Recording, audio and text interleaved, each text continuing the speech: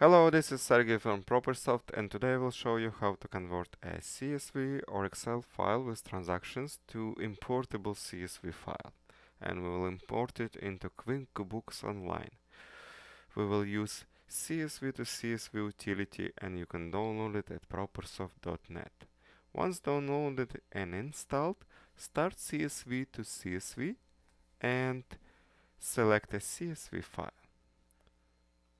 Review transactions before conversion, make sure dates are correct, amounts and withdrawals are in correct places. Select the output date format to be month, day, year, and you can set it required for your accounting software, and for QuickBooks Online the best option is month, day, year.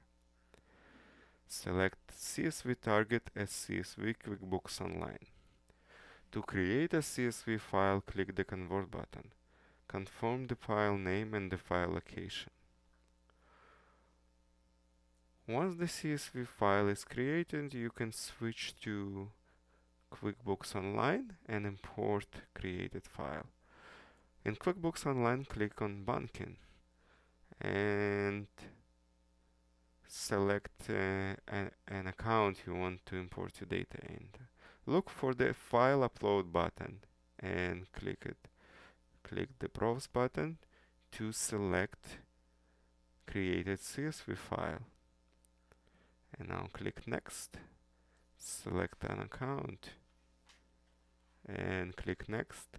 Now QuickBooks Online detected that you have date, description, and dates are month, day, year as we said, and we just have to select the amount column, and this is gonna be one column layout.